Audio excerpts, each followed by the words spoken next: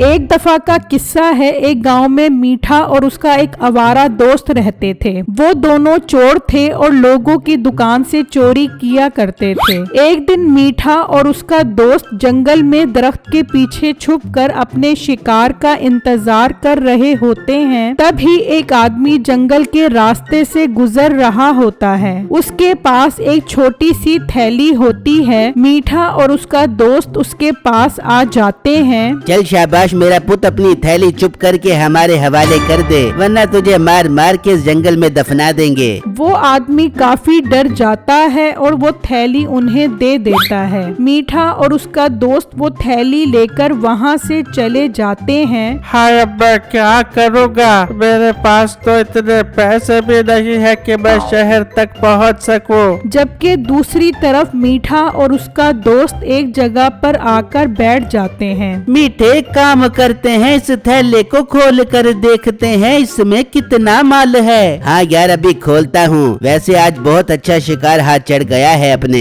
फिर मीठा वो थैली खोलता है तो उसमें से सिर्फ एक बैंगन और 500 रुपए निकलते हैं। वो दोनों ये देखकर काफी हैरान हो जाते हैं। कम्मू, ये तो हमारे साथ धोखा हो गया। इस बैंगन और 500 रुपए के लिए हमने इतनी मेहनत की है। मीठे की इस बात पर उसका दोस्त हंस पड़ता है। ये देखकर मीठे को बहुत गुस्सा आता है और वो बैंगन को फेंक देता है। तुझे बहुत हंसी आ रही है ना? अब तो ये बैंगन खा, मैं 500 रुपए लेकर जा रहा हूँ। फिर मीठा वो 500 लेकर वहाँ से चला जाता है और उसका दोस्त मुंह देखता रह जाता है और वो भी बैंगन वहीं छोड़कर चला जाता है। उसी गांव में बिट्टू नाम का लड़का सब्जी की रेड़ी लगाता था। उसकी सब्जी कम ही बिकती थी। शाम हो जाती है और बिट्टू उसी रास्ते से घर की तरफ जा रहा होता है तो उसकी नजर उस बैंगन पर पड़ती है। अरे ये रास्ते में बैंगन किसने फेंक दिया है? मैं अभी जाकर इसे उठाता हूँ। फिर बिट्टू वो बैंगन उठा लेता है। ये तो बिल्कुल ताजा बैंगन है और कहीं से भी खराब नहीं है। फिर किसने यहाँ फेंक दिया? मैं इसे घर ले जाता हूँ और कल बाकी सब्जियों के साथ बेच दूंगा।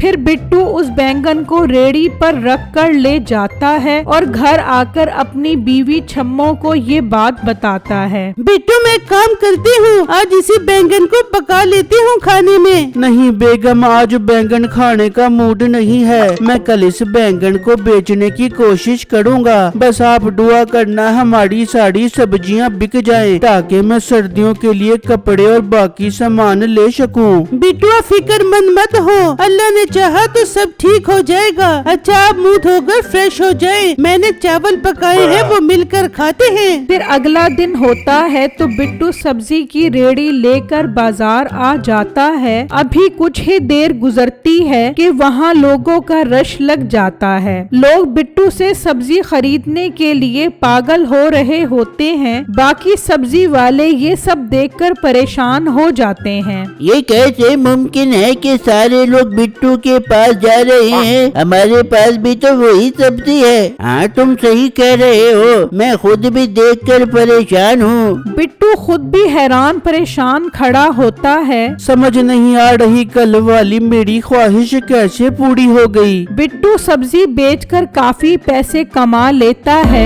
मगर लोगों के रश और झगड़े की वजह से उसकी रेड़ी टूट जाती है। बिट्टू फौरन वहाँ से चला जाता है और घर आकर छम्मो को ये सारी बातें बताता है। वो भी काफी परेशान हो जाती है। कोई बात नहीं बिट्टू, अगर आपकी रेड़ी टूट गई तो क्या हो गया? आपको इतने सारे पैसे भी तो मिल गए हैं। हम कम से कम सर्दियों के लिए कुछ अच्छे सामान का बंदोबस्त तो कर सकते हैं। और रेड़ी का क्या है, इसे तो आप जंगल से लकड़ियाँ लाकर जोड़ सकते हो। हाँ बेगम, आप ठीक कह रही हो, लेकिन मुझे अभी भी समझ नहीं आ रहा कि जो बात हमने रात को की थी वो सच कैसे हो गई। हाँ बिट्टू, मैं वही सोच रही हूँ। अल्लाह करे ऐसा हो जाए, मेरे सारे मैले कपड़े खुद ही धुलकर साफ सुथरे हो जाए और मुझे मेहनत भी ना करनी पड़े। ये कहकर छम्मो खाना बनाने खेलने चली जाती है। फिर जब अगला दिन होता है तो बिट्टू और छम्मो दोनों कपड़ों के ढेर में सोए होते हैं। वो दोनों ये सब देखकर हैरान हो जाते हैं कि सारा घर कपड़ों से खचाखच भरा होता है। हाय अल्लाह, इतने सारे कपड़े कहाँ से आ गए? मैंने तो साफ सुथरे कपड़े मांगे थे, मगर ये तो गंदे कपड़े आ गए। अब मैं इतनी सर्दी में कपड़े कैसे धोऊंगी?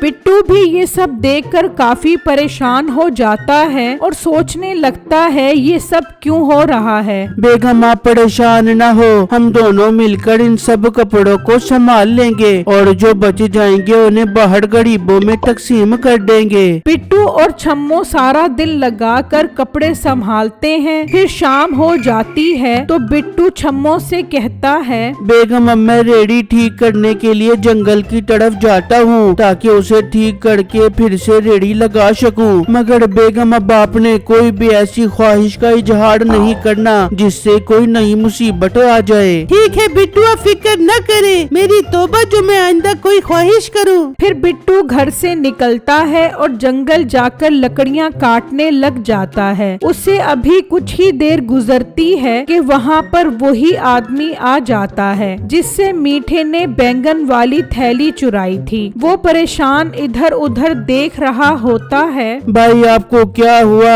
आप उदास लग रहे हो, आपका कुछ खो गया है जिसको ढूंढ रहे हो। हाँ भाई, मैं चंद दिन पहले यहाँ से गुजर रहा था तो दो डाकुओं ने मेरा थैला छीन लिया। भाई उस थैले में क्या था? उसमें मेरे 500 रुपए और एक जादुई बैंगन था। उस बैंगन के सामने जो भी ख्वाहिश का इजहार करो वो पूरी हो जाती है, मगर वो एक चालाक बैंगन है जो लोगों को परेशान करता है, इसलिए मैं उसे ढूंढ रहा हूँ। बिट्टू ये सब सुनकर काफी परेशान हो जाता है और उस आदमी को सारी बातें बता देता है। वो मेरा ही बैंगन है, वो कहाँ पर है, मुझे चाहिए। वो मेरे घर पर है, आप फिक्र न करें, मैं कल ले आऊंगा और आपको वापस कर दूंगा। वो आदमी काफी खुश हो जाता है और वहाँ से चला जाता है। वहीं पर मीठा दरख्त के पीछे छुपा सब सुन रहा होता है। हाय धत तेरे की, मैंने इतना जबरदस्त जादुई बैंगन वहाँ फेंक दिया। ये बैंगन मुझे किसी तरह भी आज रात को चुराना होगा, वरना ये मोटा गेंडा कल इसे वापस कर देगा। मुझे नसीबों को सब बताना होगा। दूसरी तरफ बिट्टू लकड़ियाँ लेकर घर आ जाता है और छम्मो को उस आदमी की सारी बातें बता देता है। बिट्टू आपने बिल्कुल ठीक फैसला किया है। वो तो शुक्र है हमने कुछ और नहीं मांगा, वरना मुसीबत हो जाती। वो उस बैंगन को एहतियात से मेज पर रख देते हैं। मीठा उनके सोने का इंतजार कर रहा होता है। जैसे ही वो सो जाते हैं, मीठा अंदर चला जाता है और बैंगन चुरा लेता है और उसे लेकर घर आ जाता है और नसीबो कैंची को बैंगन दिखाता है। बेगम ये जादुई बैंगन है जिसे मैंने इतनी मेहनत से एक आदमी से छीना था और वो मोटा बिट्टू उस आदमी को कल ये देने जा रहा है। मीठे मेरे जान के टोटे, क्या मैं इससे कुछ मांग ले बू? बेगम मांग ले, मगर बड़ा सोच समझ कर मांगी, ये खतरनाक बैंगन है। मेरी ख्वाहिश हमेशा से थी कि मैं भी परिंदों की तरह हवा में उड़ बेबू। मैं हवा में उड़ना चाहती हूँ। मोटी औरत, भैंस जैसा तेरा वजन है, कैसे उड़ेगी तू? कोई और चीज मांग ले। नहीं मीठे, मुझे कुछ नहीं मांगना। मीठे, मैं तुझसे बात नहीं कर रही, मैं जा रही हूँ सोने। फिर जब सुबह होती है तो मीठा नसीबों का शोर सुनकर उठ जाता है। मीठा देखता है नसीबो ऊपर पंखे के साथ लटकी होती है और परिंदे की तरह अपने हाथ फड़फड़ा रही होती है। हाय मीठे, मुझे बचा, मैं यहाँ पे फंस गई। मोटी नाक वाली औरत, तुझे ही शौक चढ़ा था परिंदे की तरह उड़ने का, अब सजा भुगत। मैंने तो सीधे सीधे 1 करोड़ मांग लिए हैं, अब इंतजार है कब पैसे आएंगे। तू सब्र कर, मैं जाकर सीढ़ी का बंदोबस्त करके आता हूँ। मीठा घर से निकलता है। अभी वो थोड़ी दूर ही जाता है कि अचानक सारे गांव में सिक्कों की बारिश शुरू हो जाती है। सारे गांव वाले ये देखकर काफी हैरान हो जाते हैं और जल्दी से पैसे उठाने लग जाते हैं। देखते ही देखते सिक्कों की बारिश तेज हो जाती है और सब लोग डरकर अपने अपने घरों में भाग जाते हैं।